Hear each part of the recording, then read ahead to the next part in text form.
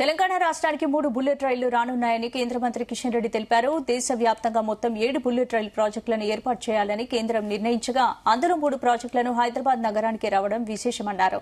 హైదరాబాద్ నుంచి ముంబై, గోవా, బెంగళూరు, చెన్నైకు హైస్పీడ్ రైలు కారిడార్లు రానున్నట్లు తెలిపారు. ఈ ప్రాజెక్టుల ప్రాథమిక అంచనా వ్యయం 5 లక్షల కోట్ల వరకు ఉంటుందన్నారు.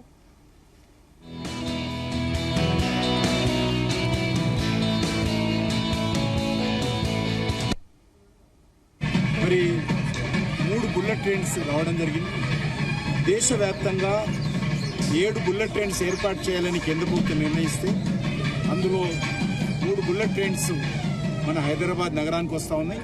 హైదరాబాద్ నుంచి గోరా వరకు, హైదరాబాద్ నుంచి బెంగళూరు వరకు, హైదరాబాద్ నుంచి చెన్నై వరకు. ప్రాథమిక అంచనా 5 లక్షల కోట్లు దానికి ఖర్చు అవుతుంది. అది పూర్తయ్యేసరికి ఆల్మోస్ట్ 10 లక్షల కోట్లు కూడా పెరిగేటువంటి అవకాశం ఉంటుంది. ఎందుకంటే ల్యాండ్ ఎక్వేషన్ చాలా పెద్ద ఎత్తున ధరలు రోజు రోజుకు పెరుగుతున్న నేపథ్యంలో ఇటీవల రాష్ట్ర ప్రభుత్వం కూడా భూమి విలువ పెంచిన నేపథ్యంలో ఈ 5 లక్షల కోట్ల రూపాయల విలువైనటువంటి ఈ యొక్క high speed elevated rail corridor ఏదైతే మనము బుల్లెట్ ట్రైన్స్ అంటామో ఆ యొక్క ఎలివేటెడ్ కారిడార్స్ అన్ని కూడా మరి త్వరితగతిన ఈ యొక్క సర్వే జరుగుతూ ఉంది.